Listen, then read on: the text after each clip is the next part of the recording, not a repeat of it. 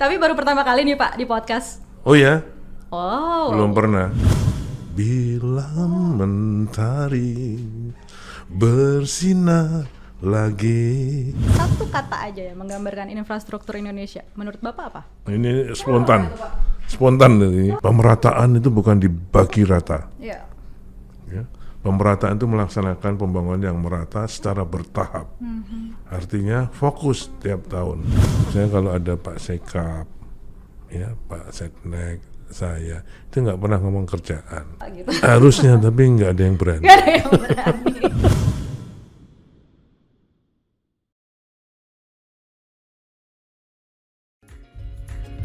Bincang-bincang seru di podcast Kabinet dan Setcap. Mari dengarkan diskusi hangat dan beraya. Selamat datang di podcast Kabinet dan Sekretariat Kabinet. Perkenalkan, saya Benedikta Triksi, saya yang akan menjadi host untuk episode kedua kita kali ini. Kawan Kabinet mungkin banyak yang pengen tahu, apa sih podcast itu? Podcast itu adalah podcast resmi Sekretariat Kabinet yang berisi banyak obrolan dan diskusi tentang berbagai topik. Mulai dari kebijakan pemerintah ataupun hot issue yang berkembang di masyarakat saat ini. Tapi tentunya ini semua kita kemas dengan penyampaian yang ringan dan juga santai. Nah, di episode 2 kita kali ini, kita akan ngobrol nih dengan seseorang yang luar biasa. Saking luar biasanya beliau ini punya berbagai macam julukan kawan kabinet. Pak Presiden Jokowi mengistilahkan beliau sebagai Bapak Infrastruktur Indonesia. Nah, sementara Pak Menko Luhut menyebutnya Jenderal Pembangunan Infrastruktur Indonesia. Tapi nggak mau kalah, netizen itu punya julukan juga buat beliau, walaupun agak nyeleneh. Julukan buat beliau, Bapak Meme Indonesia. Itu kalau pakai istilah bapak itu bukan apa-apa, karena menunjukkan sudah tua. Saya kira lebih baik jenderalnya. Oh baik, Jenderal Meme Indonesia.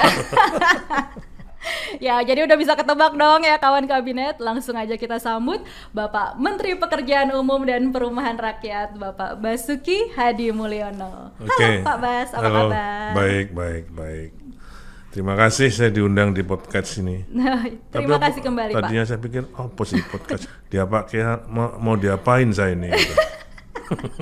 Tapi baru pertama kali nih Pak di podcast. Oh ya? Oh. Belum pernah. Luar biasa nih Sekretariat Kabinet ya Pak ya. Iya, karena diundang Pak Pramono Anung dan Mbak Bene saya mau datang. Aduh, alhamdulillah, semoga kedepannya semakin sukses Pak Bas. Amin. Pak Bas, gimana tahun 2022? Tambah semangat dan optimis nggak nih? Harus tetap semangat, harus tetap optimis, oke?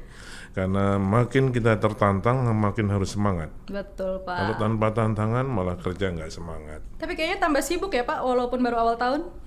Ya memang tugasnya begitu dari dulu ya podo ae gitu ya. Kalau nggak sibuk nggak menteri ya Pak ya. Iya, okay. Memang tantangannya tugas yang diberikan oleh Pak Presiden makin banyak. Kita nikmati dan harus tetap semangat. Ngomong-ngomong semangat nih Bapak, topi ikoniknya kok nggak dipakai Pak? Ini topi ikonik ini memang sangat berharga buat saya. Nanti kalau saya pensiun mau saya lelang. Jadi buat sanggup pensiun. Oh gitu. Okay. Karena itu memang 5 tahun saya pakai, nemenin saya untuk membangun bendungan, bangun jalan tol, bangun jembatan gantung, semuanya selalu saya pakai. Tapi dengan topi itu juga saya sering bertengkar sama istri saya. Oh, ya. Jadi kawan kabinet, kalau yang belum tahu, Pak Bas ini punya nih punya topi yang sangat legendaris nih seperti yang ada di foto. Nah, Pak, ada cerita apa Pak dengan topi ini dari awalnya sampai bisa berantem sama istrinya? Karena sudah sangat beler gitu ya. Oh. Istri saya bilang, kamu ngapain pakai kayak gitu? Nanti kira istrinya nggak ngurusin gitu ya. Jadi saya pernah sekali mau berangkat ke lapangan, saya nyari topi, diumpetin sama istri saya. Saya marah besar itu. Bapak nggak coba cari yang baru? Karena itu sudah nyaman pakai itu. Gitu. Nyaman ya Pak, betul. Okay. Setuju. Ini tuh topi yang sangat legendaris setiap Pak Bas ke tempat infrastruktur, melakukan peresmian bersama Pak Presiden, sering memakai topi ini. Tapi juga kalau lagi ngedrum topinya dipakai, cuman dibalik ya Pak ya. Karena kalau pakai itu ngedrum kan nggak kelihatan mukanya, Iya, nggak sopan. Oh biar kelihatan Pak mukanya Iya, ya kan. iya. Pak Bas, Apa? saya bingung nih Pak. Jadi ngomong-ngomong tentang ngedrum Kalau ngedrum bingung tadi. pegangan itu harusnya dipegangin kalau bingung. Bapaknya bisa aja nih, saya tuh beneran tapi Pak bingung ya. Apa?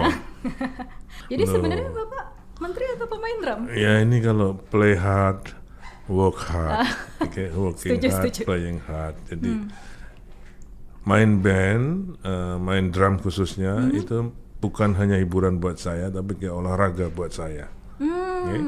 Main drum 1-2 jam udah berkeringat, pulang mandi tidur gitu kan. Dan itu memang salah satu mungkin satu-satunya hobi saya selain olahraga saya berenang. Jadi olahraga saya hanya berenang karena memang sudah umur tadi bapak tadi. Tapi juga dengan ngedrum tadi juga semua bisa rilis. Ngomong-ngomong yang dipanggil Bapak tuh nggak selalu berumur lah Pak. Oh gitu ya. Kalau udah punya gaji sendiri biasanya tiba-tiba dipanggil Pak itu. Ini saya juga ngelihat nih Bapak sering ngedrum bersama band Gigi. Bahkan yang legendaris itu juga waktu Bapak ngedrum pakai toga. Nah ini gimana nih Pak ceritanya nih Pak? Di gambar ini. Iya, kalau dengan band saya main dengan Iwan Fals, dengan Gigi. Yang terakhir waktu Kaset Press mengadakan festival atau lomba badminton. Oh, Itu saya dengan Raja. Okay. Oh gitu. Oh ya itu. Jadi happy aja.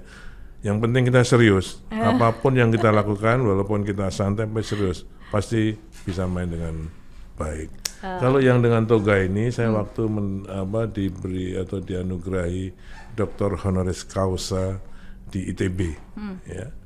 Nah, saya pikir walaupun dengan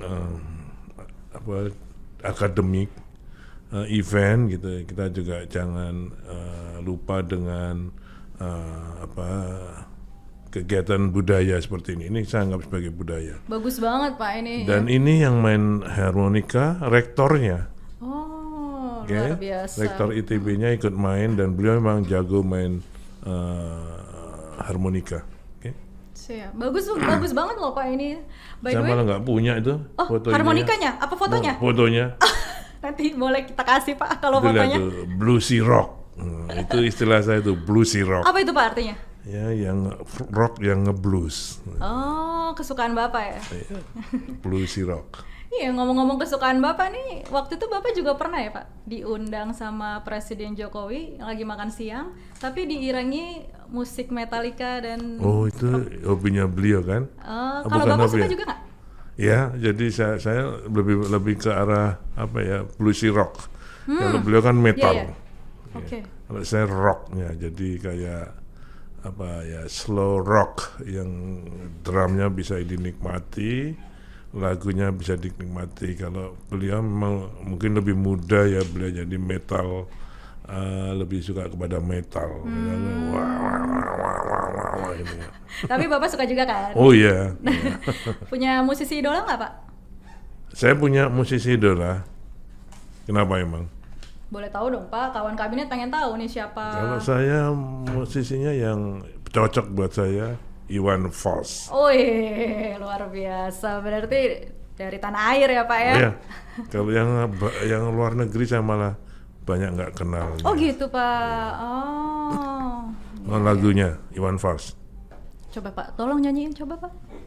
Bila mentari bersinar lagi, hatiku pun ceria kembali. Ih, bagus banget. Itu susah membedakan mana aslinya. Sama Iwan Fals dan Pak Bas. Iya. Iya, saya juga Hampir nggak sama tahu. itu. Oke. Warna lagunya apa warna suaranya nih Pak? Hebat deh Pak Bas, ini emang luar biasa ya. Tadi pemain drum, menteri, sekarang penyanyi. Sekarang saya juga mau membahas yang lain nih Pak. Oke. Kan era digital udah pada sangat maju ya Pak. Iya. Sekarang banyak Nah, sekali. jangan ngeledek lah pokoknya yang gitu-gitu. Kita bicara yang Apa program nih, Pak? gitu. Ya. Jangan Saya tahu Bapak arahnya. tahu aja saya mau meledeng. Aduh Pak, nggak apa-apa lah Pak. Ini tuh kawan kabinet pengen tahu. Apa? Jadi Bapak udah tahu nih saya mau nanya apa? Tahu saya, coba kira-kira cuman. Iya Pak, jadi kan pejabat publik zaman sekarang kalau misalnya milenial sudah melek ya sama apa namanya era digital, itu banyak banget sekarang yang ngedit-ngedit foto. Nah biasanya pejabat publik takut nih Pak sama kata-kata viral. Tapi kayaknya Pak Bas nih beda sama pejabat publik lainnya. Kalau yang lainnya takut, kalau Pak Bas ini kalau saya browsing, saya cari nama Pak Basuki Hadi Mulyono yang keluar foto-foto lucu. Dari salaman sama diri sendiri, sama PU Permen. Waduh luar biasa, cerita dong dikit Pak. Kalau saya soal yang digital ini memang agak nggak melek gitu ya. Tapi saya tahu powernya dari digital equipment itu. Tapi saya nggak terlalu hobi gitu main itu. Jadi handphone saya masih Nokia. Tapi Iya, yang itu, ya, betul. tapi yang membanggakan Itu juga. Nokia berapa Mana ini? Pak, lihat coba-coba. Tuh. Waduh, kawan kabinet ada yang masih pakai Nokia. Bapak Jadi- sebenarnya punya Nokia sama punya smartphone atau cuma Nokia aja? Nokia aja. Wah. Kalau ya WA yang di ajudan, kalau saya hanya pegang ini. Dan ini Pak, di seluruh dunia hanya 2 orang yang pakai. Bapak sama? Saya Perdana Menteri Belanda. Iya benar, ada juga ya Pak, itu Iya. fotonya viral juga. Iya kan? Karena 2 kali saya jemput beliau di Halim. Yang pertama kali saya tanya, mana handphonemu? Tetap sama. Jadi masih janjian ya Pak, harus selalu Iya. tetap pakai itu. Oke, ya. Dengan ini kan kita fokus telepon dan SMS. SMS dan telepon aja. Bu Menteri Keuangan tuh selalu protes. Tapi kalau Bu Menteri Keuangan juga kalau saya SMS bales dengan SMS, Siapa yang nggak mau balas Pak Bas? Nggak ada yang berani. dengan SMS. Iya, saya juga kalau di SMS pasti Oke, balas Pak sama oke. Bapak mah. Pak Bas, nah kalau misalnya kita ngomongin karir nih Pak tadi. Kalau misalnya ngomongin karir, Pak Bas nih beda dengan menteri-menteri yang lain. Kalau menteri yang lain kan ditunjuk. Tapi kalau sama Pak Bas juga ditunjuk. Tapi Pak Bas meniti karir dari ASN, dari bawah. Iya. Jadi gimana Pak awal perjalanan karir Bapak dari awal sampai bisa menjadi orang nomor 1 di BUMN? Waduh, panjang tuh Mbak, tapi short ya. Saya memang dulu masuk Universitas Gadjah Mada di Ya. geologi pengen jadi kerja di minyak. Tapi karena saya ekskursi besar bersama ITB, kemudian di Riau, di Caltex waktu itu, dan kemudian skripsi saya di Talang Akar dengan Stanford, akhirnya saya memutuskan nggak bisa kerja di minyak karena terlalu eksklusif. Ibu saya nanya, loh kamu dulu masuk, karena kecil saya di Pelaju, di Palembang. Tapi dengan adanya ekskursi dan skripsi itu yang terlalu eksklusif, jiwa saya nggak suka. Akhirnya saya masuk PU yang ngebor, tapi ngebor air tanah. Bukan ngebor minyak di Jawa Tengah. Jadi saya masuk PU bukan di Jakarta, Di Semarang Pak. di proyek di Jawa Tengah. Oh. 80 sampai 84. Kemudian dipindahkan ke NTT. 84 sampai 87 di air tanah. Kemudian 87 saya sekolah ke Amerika. Untuk S2 dan S3 saya. Di Colorado ya Pak? Di Colorado. Karena saya kerja di PU, saya ngambil jurusan sipil. Karena saya S1-nya geologi, S2 saya harus pindah ke sipil.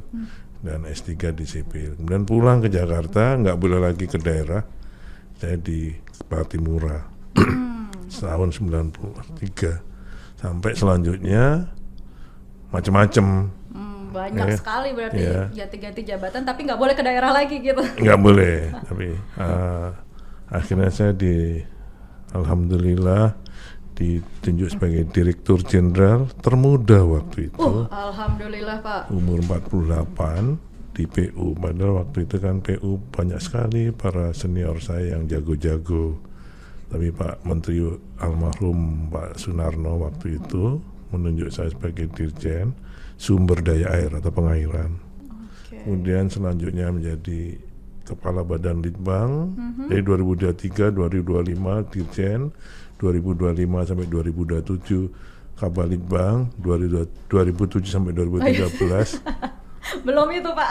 Inspektur Jenderal, Iya. 2013 sampai 2014 setelah sebelum diangkat sebagai Menteri sebagai Direktur Jenderal Tata Ruang. Tapi sebetulnya Yep. yang berkesan buat saya selain Direktur Jenderal, saya ditunjuk pada saat adanya bencana-bencana. Oh, Pasti sebagai iya, tim betul. atau ketua tim. Tsunami 2004. Oke, itu saya sebagai Direktur Jenderal Sumber Daya Air, saya mengetuai tim di sana. Kemudian Yahukimo kelaparan, saya juga ditunjuk sebagai tim penanggulangan. Kemudian amblesnya Cipularang. Oke. Terakhir Purworejo. bukan Purworejo, Sidoarjo. Sidoarjo. Sorry Pak, koreksi. Timnas Lumpur. Jadi Iya. saya bisa menyampaikan I was born for disaster. Oh, luar biasa. Jadi PU. karena disaster lah Pak Bas hadir. Karena untuk disaster itu keluar karakter seseorang. Oke? Berarti benar tadi PUPRMN ya Pak? Me- Itu benar banget itu. Menangani disaster itu keluar karakter orang, Iya, setuju Pak. leadership maupun personal karakter. Iya, setuju. Keluar. Dari hati. Iya. Karena akhirnya menangani disaster itu harus dengan love, dengan cinta. Apapun mau kompetensi, mau macam-macam, tapi terakhir love. Iya. Harus Setuju. menangani Setuju. disaster dengan love. Kalau enggak pasti tewas kita. Oke. Tapi sebenarnya kalau selama ini kan Bapak udah 2 periode nih Pak Bas sama Pak Presiden Jokowi ini, pengalaman paling seru bekerja bersama Pak Presiden itu apa Pak? Ada cerita? Ya boleh. Saya kalau menemani beliau gitu, mendampingi beliau, tentunya kalau ada Pak Sekap, ya Pak Setnek, saya itu nggak pernah ngomong kerjaan, Oh, ya. jadi ngomonginnya apa dong? Ngomong yang rileks. Kalau masalah itu kan Pak Presiden pasti lebih banyak, sudah banyak. Jadi saya nggak pernah memberikan masalah. Yang paling berkesan pada saya kalau mendampingi beliau itu yang terjaga di lapangan itu adalah sholat kita tidak pasti terjaga. Oh, luar biasa ya Pak. Iya. Mau duhur dan pasti karena di jamak kasar kan. Jumatan juga gitu. Tapi yang tidak terjaga makannya. Yang tidak terjaga makannya tuh berarti makannya sering makan apa jarang makan nih Pak? Jarang makan. Kan tadi nggak ngebahas kerjaan tapi kok tetap jarang makan? Iya. Jadi kita ngikutin beliau itu ya. Jadi kalau sholat pasti terjaga, tapi kalau makan siang dia jam 4. Oh, Bahkan pernah dulu tapi itu makan siang hampir maghrib. Makan waduh, siang. itu bukan makan siang Makan, Pak. makanya. Ya. Tapi sekarang udah kesini sudah lebih tertib. Makanya mungkin sudah ada yang menasehati. Itu saya mau nanyain Pak, emangnya nggak ada nih menteri-menteri yang tiba-tiba ngingetin Pak jamnya makan siang Pak gitu? Harusnya tapi nggak ada yang berani. Nggak ada yang berani. Itu satu kesannya. Yang kedua kalau makan durian Oh, gimana tuh Pak ceritanya pasti kalau makan durian? ya, hampir pasti nyari saya untuk pertandingan. Bapak nggak takut Pak sakit? Biasanya orang-orang takut makan durian ntar sakit, darah tinggi gitu-gitu. Gitu kan biasanya orang-orang tua gitu kan. Jadi saya udah tua nih kesannya. Saya takut makan durian berarti udah tua. Iya sering diajak makan durian terus dijajar. Mana Pak Basuki? Habis berapa? 3 Pak. Oh saya sudah 7. Oke saya makan lagi 5. Sudah 11. Saya bilang saya kan pembantu presiden. Kan nggak mungkin saya makanya lebih banyak dari presidennya. Ini 3 tuh 3 biji. 3 apa biji. 3 buah? 3 biji. Kalau 3 biji saya juga bisa Ya Pak. makanya paling banyak saya makan 7. 7 biji. Karena beliau 11. Oh, Jangan bilang-bilang sama ibu. ya ini kan kedengeran. Ya jangan bilang-bilang. Siap-siap. Saya Kalau, nggak bilang-bilang. kalau mendengar sendiri nggak apa-apa gitu. Iya. Lagi pula Pak, saya juga bingung gimana cara bilang-bilangnya. Kalau menurut Bapak, infrastruktur Indonesia ini yang menggambarkan satu kata aja ya, menggambarkan infrastruktur Indonesia. Menurut Bapak apa? Tertinggal. Waduh. Ini Kenapa spontan. Pak itu Pak? spontan ini. Oh iya, tapi Bapak bisa jelasin dong kenapa tertinggal? Iya. Sementara kita lihat udah banyak banget nih pembangunan yang dijalankan. Itu masih butuh banyak sekali pembangunan infrastruktur. Kalau kita akan menuju ke arah negara maju, kalau kita ingin menang berkompetisi dengan negara-negara di sekitar kita saja, dengan Singapura, dengan Vietnam, dengan Thailand, ya kita masih kalah, tertinggal. Kalau istilahnya Pak Jokowi, biaya logistik paling tinggi. Karena apa? Karena memang infrastruktur kita tertinggal. Jadi menurut saya, kalau dengan satu kata, infrastruktur kita tertinggal. Saat inilah ya Pak, tapi Oh, iya. mungkin berikutnya enggak ya. Ya makanya harus kita kerja Siap. dengan lebih keras lagi. Iya, Nah, tadi setuju. lebih semangat lagi, optimis untuk menuju negara maju dengan basic pengembangan infrastruktur yang lebih baik. Nah, itu dia Pak. Ini ngomong-ngomong untuk menuju maju ke depan, kan anggaran Kementerian PUPR juga saya rasa tinggi ya Pak. Di tahun 2022 aja kan mencapai 100,6 triliun. Iya. Nah, itu Pak. Ini kan sering juga banyak program nasional yang dibebankan kepada Kementerian PUPR dan sering juga dibahas di sidang kabinet, paripurna atau di rapat terbatas yang diselenggarakan oleh Sekretariat Kabinet. Ini menjadi tugas Kementerian PUPR juga kan Pak. Berarti target dan pelaksanaannya itu bagaimana Pak menjalankan amanah-amanah yang besar sekali ini? Saya tidak pernah minta uang kalau ditugasin. Luar biasa. Belum pernah. Ya, salut Pak. Karena saya tahu Ibu Menteri Keuangan sudah pusing mengurus uang negara. Iya. Jadi saya pasti akan mengoptimalkan apa yang sudah ada dianggarkan pada kami untuk melaksanakan tugas-tugas prioritas yang ditugaskan pada kami selanjutnya. Jadi saya selalu ngutak-atik dulu anggaran yang ada di Kementerian PU. Ya, insya Allah saya selama ini mungkin baru sekali saya minta uang atas tambahan itu, yaitu untuk yang sekarang yang G20 ini. Oh, iya, yang akan dilaksanakan nanti ya Pak. Iya, jadi pasti dengan programming yang baik kita bisa melaksanakan. Kalau sekarang kan ditanya gimana programmingnya, ya visi PU ini saya nggak punya visi melaksanakan tugas amanah di Kementerian PUPR. Visi saya adalah melaksanakan visi Presiden. Setuju. Karena saya sebagai pembantu Presiden, oke? Jadi nggak ada visi lain kecuali melaksanakan visi Presiden. Visi Presiden kita harus selalu melakukan programming yang fokus.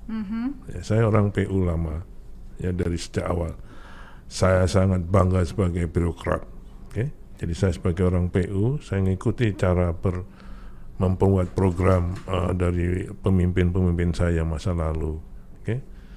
Pemerataan itu bukan dibagi rata. Iya. Ya. Pemerataan itu melaksanakan pembangunan yang merata secara bertahap. Artinya fokus tiap tahun. Ya, seperti ada 10 destinasi wisata yang akan kita kembangkan, tidak semuanya kita sentuh pada tahun 2020 sampai 2021. Oke. 5 dulu. Ya. Tahun 2022 ini dianggap selesai, nanti akan pindah yang 5 lagi. Yaitu yang namanya programming yang fokus. Ya. Jadi kalau kita mau prasmanan, tidak semua rata, acar semua.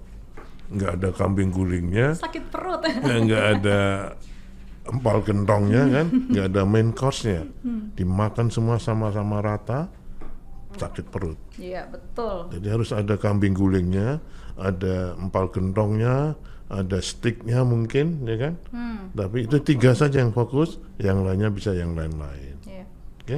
Intinya sesuai kebutuhan. Iya, bukan berarti yang lain tidak disentuh. Ya. Yang lain tetap disentuh. Oh, oke. Oke. Jadi intinya adalah programming yang fokus tersebut. Kalau kita mau berhasil pembangunan ini, dan ini yang kita laksanakan sejak 2015 sampai sekarang ini. Nah, luar biasa. Itu dia Pak, sejak tahun 2015 kita juga tahu bahwa program Nawacita Pak Jokowi itu membangun Indonesia dari pinggiran sampai ke pelosok pedesaan. Dan sejak tahun 2015 sampai akhir 2021 sudah sekitar 400 jembatan gantung ya Pak yang dibangun oleh 409 kira-kira. 409. Luar Kira-kira, biasa Bapak ingatannya masih ingat sampai angka exactnya. Nah, ini tentunya kan bermanfaat sekali untuk mobilitas para masyarakat di pedesaan yang tadinya terisolasi tapi sekarang jadi tersambung gitu Pak. Iya, ya kita membangun kalau tadi nawacita tidak hanya membangun yang untuk peningkatan atau persaingan, memenangkan persaingan ekonomi untuk pertumbuhan ekonomi, tapi pembangunan infrastruktur kerakyatan seperti ini salah satu jembatan gantung, ada nanti irigasi pedesaan yang padat karya, ada lagi PISU ya, itu pembangunan infrastruktur ekonomi sosial masyarakat ya. Kemudian nanti ada PAMSIMAS, air minum masyarakat berbasis masyarakat, Sanimas, sanitasi berbasis masyarakat. Kita kerjakan semua, Kotaku, kota tanpa kumuh, itu program-program kemasyarakatan yang menyentuh masyarakat kecil. Jadi ada pembangunan yang untuk pembangunan ekonomi, jalan tol, bendungan, irigasi besar, ya kan? Nah ini Pak nih luar biasa kan menyambung dari satu desa ke desa yang lain ya Pak ya. Makanya kalau pembangunan infrastruktur ini pertama adalah merubah peradaban, ya kan, dari yang seperti tadi menjadi yang lebih manusiawi. Ini bisa tidak hanya menghubungkan dua desa, tidak hanya memperpendek lalu lintas, tapi juga tadi mengubah peradaban yang lebih manusiawi. Ya, lebih modern ya Pak ya. Benar-benar. Iya Pak, jadi selain jembatan gantung kan saya juga memperhatikan tapi pasti kawan kabinet juga merhatiin juga pembangunan tol masif Pak. Dari ujung barat sampai mau ke ujung timur nih Pak. Nah, ini kita nih menyambungkan kota antar kota, provinsi antar provinsi gitu ya Pak ya. Ini kan sangat bermanfaat lah untuk peningkatan ekonomi masyarakat juga. Nah, ini boleh nggak Pak dijelaskan proyek pembangunan jalan tol selama Bapak menjadi Menteri PUPR ini udah berapa panjang Pak? Udah berapa banyak? Oke.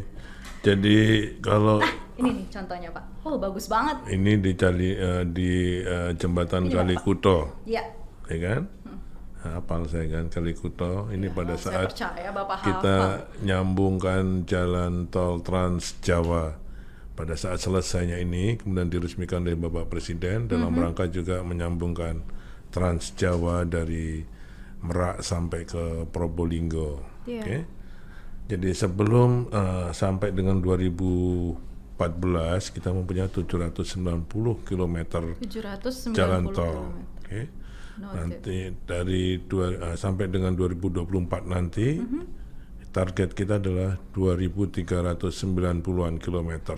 Oke. Jadi saat ini yang sudah beroperasi tambahannya adalah 2.600 kilometer.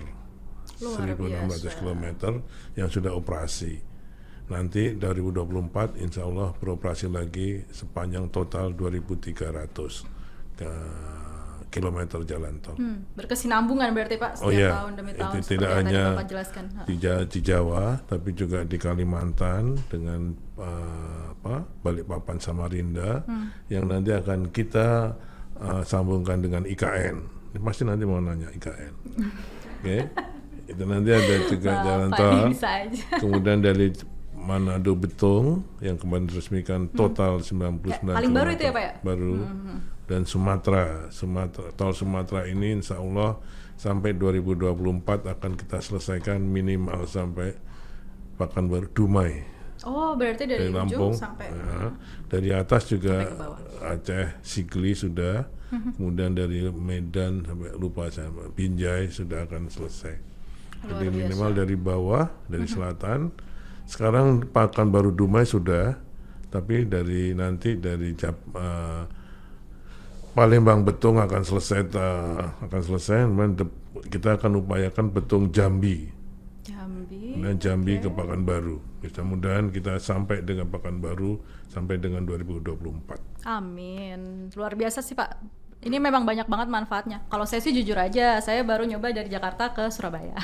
Oke.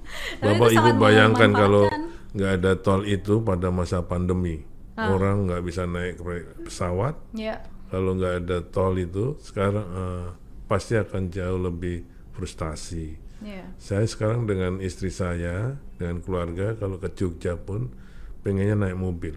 Dua kali saya dengan keluarga naik mobil ke Jogja pulang pergi. Ya. Mereka lebih enjoy. Ya, nanti kalau di Brebes atau di Tegal kita mampir ke sate Bali Bull. Bawah 5 bulan iya, itu. betul. Kita makan dulu di situ siang terus sampai Jogja.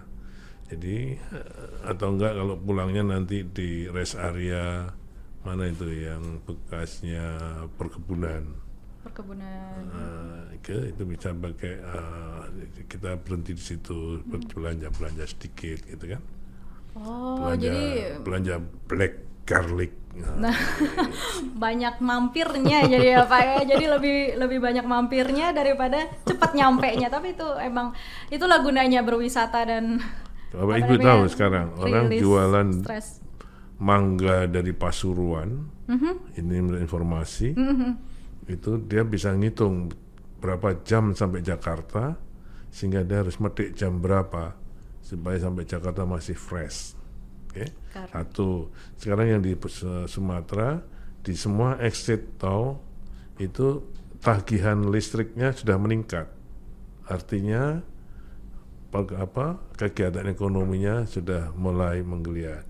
Trans Jawa kembali lagi ada Batang, kawasan industri terpadu Batang. Itu Pak Bahlil sekarang sudah habis tanah yang disediakan oleh pemerintah untuk investor yang masuk situ. Jadi sekarang sudah tugas kami ke depan menghubungkan tol-tol ini ke arah ke kawasan-kawasan industri yang sudah terbangun supaya lebih cepat pembangunan ekonominya. Ya. Siapa? Setuju Tapi saya. hati-hati. Iya. Bukan berarti kita ini hanya memperhatikan ekonomi, Pak, untuk pembangunan infrastruktur ini. Seperti tadi untuk ke masyarakat, termasuk untuk masyarakat yang kecil, termasuk juga ini untuk keadilan sosial.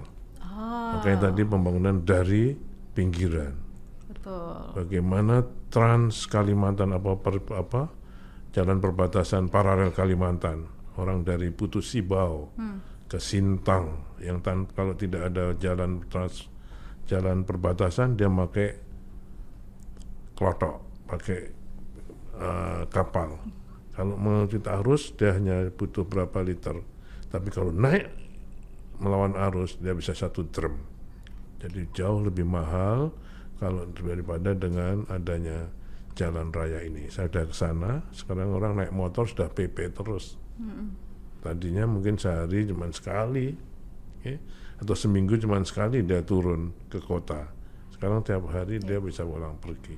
Itulah keadilan sosial dan merajut persatuan Indonesia. Memudahkan dan memberikan manfaat gitu ya. Kasih Pak, jempol dong. Jempolnya Oke. banyak sekali buat Pak Bas. Semua teman-teman di Bukan- sini kasih jempol. bukan buat Kawan saya. kabinet kasih jempol. Bukan buat saya, Pak. bukan buat pemerintah kan. Buat- Saya kan salah satu saja. Buat pemerintah. Ya Bapak kan lagi jadi tamu. Oke. Pak, sekarang kita mau ngomongin perhelatan Akbar MotoGP Mandalika 2022 yang kan bulan Maret nih Pak, bulan Maret ini. Nah, sirkuit ini kan udah jadi kebanggaan nih buat kita semua. Nggak cuman menarik perhatian dari masyarakat nasional, tapi juga menarik perhatian masyarakat internasional nih Pak, khususnya para pembalap yang nantinya bakal ngaspal di sirkuit ini. Bahkan sirkuit ini juga disebut sebagai sirkuit jalan raya pertama yang ada di dunia yang menggelar MotoGP. Nah, ini keterlibatan dan dukungan Kementerian PUPR terhadap pembangunan ini gimana Pak?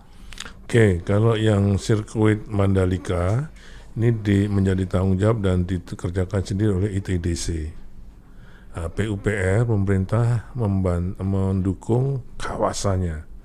Pertama kita membuat jalan bypass dari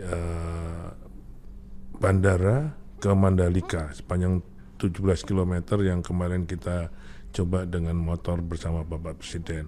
Itu tidak hanya jalannya, tapi sekarang kita juga termasuk penghijauannya, karena kita ingin menunjukkan pada dunia bahwa kita membangun berdasarkan kaedah-kaedah lingkungan. Tebing-tebing yang kita pangkas pun kita tanamin dengan geomet untuk bisa menanam kacang-kacangan. Mudah-mudahan dengan hujan sekarang ini mereka sudah mulai tumbuh.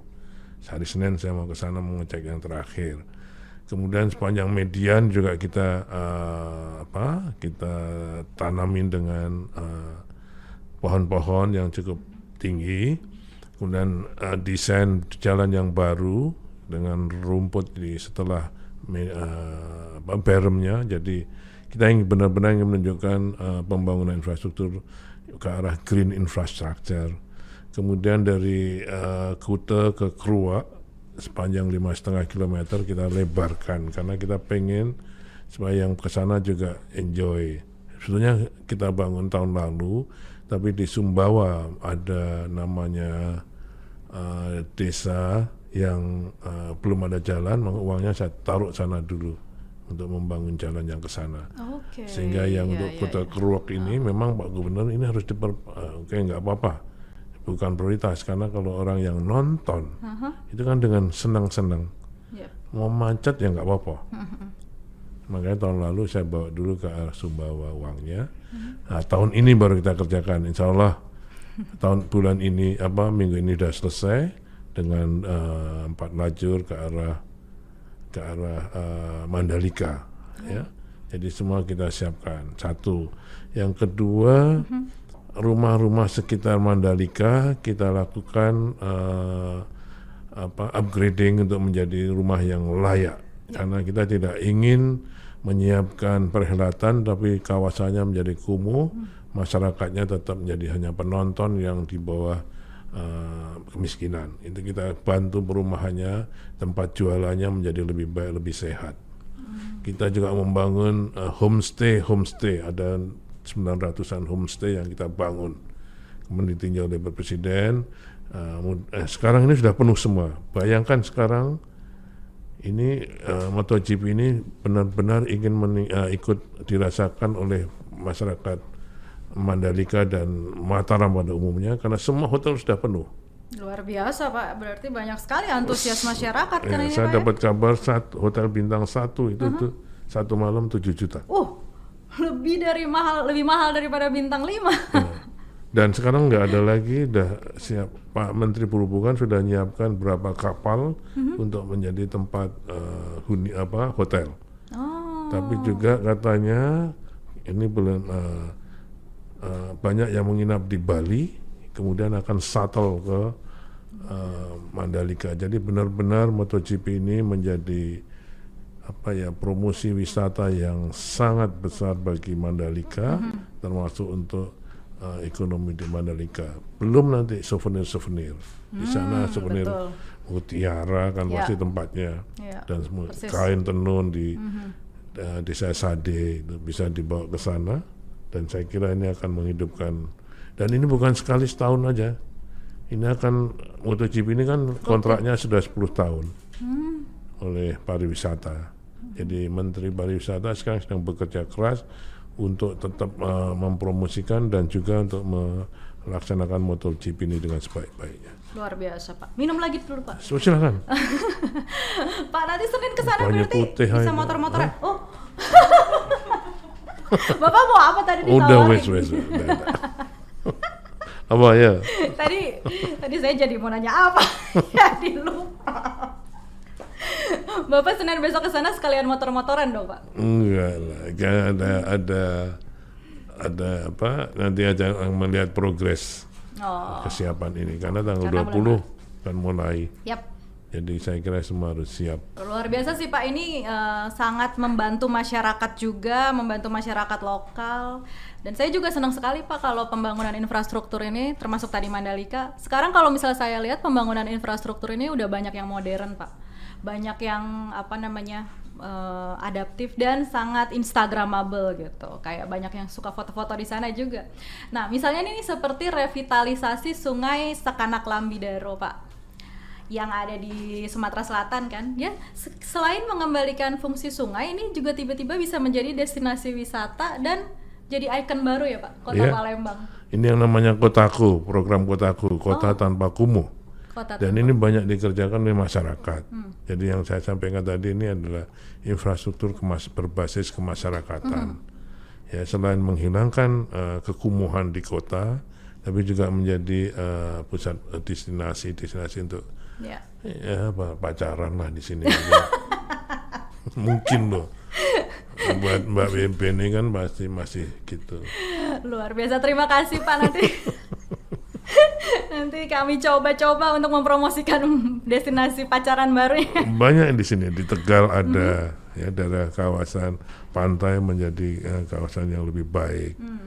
Ya, di Aceh ada juga. Hampir di setiap kota kita kembangkan kawasan-kawasan kumuh ini. Di Pontianak banyak sekali. Berarti bisa dibilang sekarang pembangunan infrastrukturnya tuh sudah sangat adaptif ya Pak, dan sesuai dengan minat dan perhatian masyarakat milenial sekarang ini ya Pak ya? Saya kira ya bahkan kalau pembangunan perumahan kita sekarang sudah nyoba dengan BIM. Ngerti nggak BIM? BIM apa tuh Pak? Coba dong Pak dijelasin. BIM itu building information management kayak seperti itu. Tapi itu bukan information tapi ini adalah alat printing. Jadi membangun rumah dengan big printing machine gitu. Jadi semua satu hari bisa selesai untuk membangun rumah. Berarti kita lihat dulu desainnya seperti apa di situ. Bukan hanya desain, ini sudah bukan desain, makanya printing itu bukan desain. Tapi juga nggak ada gambarnya ya. Kalau mau dilihat nanti tim podcast Setkap ini bisa lihat di Pasar Jumat kalau nggak keliru. Kita punya contoh pembangunan rumah dengan BIM ini. Ini dari tadi kan kita ngomongin semua kesuksesan yang sudah dijalankan ya Pak. Tapi pasti kan banyak sekali tantangannya Pak. Dan tidak terlepas dari suka dukanya gitu Pak. Tantangan-tantangan Kementerian PUPR yang selama ini dialami apa sih Pak? Saya kira seperti yang kita tagline-nya sigap membangun negeri. Tantangan pertama, target yang diberikan oleh Bapak Presiden. Kita kerja sekarang ini harus cepat. Ya. Kalau motonya kan bekerja keras, bergerak cepat, bertindak tepat. Itu ternyata nggak cukup. Apalagi tuh? Sekarang harus bekerja lebih keras, bergerak lebih cepat, dan bertindak lebih tepat. Lebih smart berarti ya Pak? Iya, jadi kalau saya sampaikan pada teman-teman di PU saya kadang-kadang kan sering, tugas saya kan cuma ngarahkan dan marah. Waduh, kan? Masa sih Pak? Saya jadi nggak percaya. Yang kerja kan beliau-beliau, dirjen, direktur, kepala balai, itu yang bekerja keras. Tapi bekerja keras saja tidak cukup. Bekerja harus lebih keras, lebih cepat. Karena itulah tadi kita punya infrastruktur masih tertinggal. Kelihatannya sudah banyak yang dikerjakan, tapi masih belum cukup untuk bersaing. Jadi harus kita bekerja lebih keras, lebih cepat untuk bisa menyediakan infrastruktur yang lebih baik ke depan. Ke depan tidak hanya lebih cepat, tapi harus lebih baik dengan kualitas. Ya, kita harus, kalau kualitasnya seperti sekarang saja pasti tidak cukup untuk memenuhi tuntutan zamannya. Jadi lebih cepat, lebih baik, dan harus sekarang ini sesuai dengan visi Bapak Presiden untuk green economy, green infrastructure. Jadi kita harus lebih banyak memperhatikan lingkungan. Ini tidak gampang, baik dari segi desain maupun dari segi pelaksanaan, karena ini pasti juga menuntut kepiawaian para pelaksana, terutama untuk supaya tidak menambah cost. Biasanya kalau kita mengikuti lingkungan akan menambah cost. Nah, ini juga harus menjadi tantangan kita supaya lebih baik, berkualitas, dan tetap mengikuti kaidah-kaidah green infrastructure. Saya kira 3 tantangan itu harus lebih cepat, lebih baik, dan green infrastructure. Iya, saya setuju sama Bapak, kawan kabinet tuh. Jadi kita tuh kerja harus lebih smart, lebih keras, dan lebih tepat ya Pak ya. Setuju, Yeah. saya setuju banget Pak. Jadi emang kalau misalnya kita kerja itu ternyata seadanya itu juga tidak cukup Pak, tidak akan pernah cukup gitu. Kalau kita mau luar biasa, kita tidak boleh mengerjakan sesuatu yang biasa. Contohnya Mbak, ini teman-teman buat para milenial tuh. Kalau kita ingin menikmati enaknya hari Sabtu dan hari Minggu, Ya. gimana caranya? Bukan hanya terus mengumpulkan uang sebanyak terus jalan. Enggak. Kerja lebih keras pada hari Senin sampai Jumat. Nanti hari Sabtu dan Minggunya, wah, alhamdulillah kita bisa istirahat. Di rumah pun, kalau kita bisa menikmati istirahat itu sudah menjalankan barang mewah. Karena hari Senin sampai Jumat kita kerja keras. Tapi kalau hari Kamis sampai Jumat kerjanya biasa-biasa, hari Sabtu Minggu yang lewat gitu aja. Bagi orang PU lain lagi, Apa tuh Pak? tambahan, itu pun masih kurang. Gimana kalau orang PU? Sabtu Minggu itu tetap hitam. Waduh. Jadi kalau malah Liburnya kapan? Itu ada kesempatan ini hari Sabtu hari Minggu saya ke lapangan. Oke. Jadi saya kira makanya tadi kerja begini aja kurang, nggak kerja keras saja tidak cukup, harus lebih keras. Siap. Jadi Sabtu Minggu pun harus tetap bisa kita lakukan pekerjaan itu. Itu dia Pak. Jadi nih saya mau menyambung nih membahas tadi Bapak memimpin Kementerian PUPR. Kita kan tadi sudah bahas membanyak infrastruktur, capaian-capaiannya juga, tantangannya yang luar biasa sekali ya Pak, itu masif gitu. Nah sekarang saya mau ngebahas tentang gaya bekerjanya Bapak nih Pak. Bapak tuh dikenal tidak banyak ngomong, tapi semuanya selesai. Siapa bilang? Ya, banyak yang menilai seperti itu. Oke. Bahkan banyak yang juga menilai Bapak ini mirip sama Pak Presiden, humble, suka merakyat, ngobrol sama masyarakat, tangan dingin seperti Raja Midas, semua bisa diubah menjadi emas gitu, Pak. How do you make it, Pak? Apa itu bahasa Inggris? Bagaimana cara Bapak melakukannya? Gini, saya pikir saya melakukannya dengan senang hati, dengan ikhlas saja. Jadi orang mau melihat, saya nggak pernah namanya laporan pidato pada saat peresmian oleh Bapak Presiden. Saya nggak pernah. Bahkan saya ditegur oleh beliau, kenapa nggak pernah laporan? Orang udah tahu. Saya bilang kalau yang bangun jalan, bangun bendungan, bangun jembatan itu PU. Jadi pasti laporannya hanya dari gubernur langsung presiden. Oke? Karena semua saya sebagai pembantu presiden, saya serahkan pada presiden. Jadi buat saya, orang akan tahu sendiri hasil kita tanpa kita harus. Tim komunikasi saya juga saya bilang, jangan editorial. Apa yang disampaikan di dalam medsos PU adalah laporan pekerjaan kita pada masyarakat. Bentuknya pasti harus laporan, bukan editorial. Gitu. Jadi semua harus kita kembalikan ke situ saja Mbak. Jadi ya itu yang saya kerjakan. Oke. Pak, Bapak nih dari tadi segudang prestasi ada, terus udah gitu kerjaan sambilan ada, main drum maksudnya tadi. Terus tapi award dan penghargaan juga kawan kabinet pasti udah tahu nih Pak Abbas, ini banyak sekali penghargaan yang diterima dari dalam negeri, dari luar negeri. Tapi Pak ada yang menarik perhatian saya Pak. Ini award yang diterima Bapak di Indonesia Award 2019 itu Pak. Masa ngalahin Atta Halilintar Pak? Nah, itu kan milih. Bapak kaget nggak? Bapak ibu. Kok ibu sih Pak dipanggil ibu? Oke, ibu ikut milih nggak itu? Enggak sih Pak, saya nonton. Nggak usah dijawab. Ya jangan dong. Nih, Nggak ikut milih nggak nanya. Kecewa. Kalau ikut milih ya saya jawab. Kalau nggak milih ya ngapain dijawab? Ini teman-teman semuanya ikut milih. Saya cuma melihat banyak yang milih ya udah pasti menang gitu soalnya. Saya nggak ngerti itu. Gimana Pak? Ya saya nggak ngerti kenapa saya dipilih lebih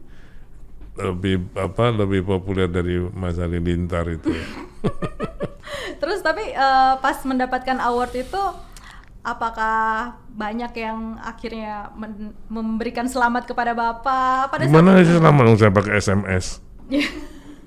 Saya nggak ngerti. Banyak orang Pak. Saya nggak ngerti saya mau SMS saya padahal yang sekarang anak-anak kan pakai WA. Saya nggak. Ini padahal di WA grupnya kabinet kalau pas hari ulang tahun kan selamat ulang tahun. Saya nggak dengar, saya nggak ngerti. Padahal ulang tahun Bapak ya. Tapi Bu Menteri Keuangan yang bilang ini diselamati orangnya nggak ada gitu. Iya benar juga Pak. Pak, jadi mimpi Pak Bas tuh apa nih Pak untuk pembangunan infrastruktur Indonesia? Apalagi kita mau menuju ke Indonesia Emas 2045. Ya tetap terus karena tadi saya bilang kita masih tertinggal. Ya kan, siapapun nanti presidennya, siapapun nanti menteri PUPR-nya, semoga aja visi untuk terus memperkuat infrastruktur ini. Saya tadi baru dikasih tahu orang. Iya, gimana tuh Pak? Ya, luas Bali itu 5 kali luas Bangkok. Wah, gede juga ternyata ya. Ya kan? Luas Bali loh ya, bukan Denpasar. Iya. Lebih 5 kali luas Bangkok. Tapi turisnya di Bali itu sekitar 1 juta. Angkanya saya nggak 1, sekian. Di Bangkok itu bisa 5-6 kali. Karena apa? Karena infrastrukturnya yang memang hotelnya misalnya itu sudah kurang banyak. Kalah.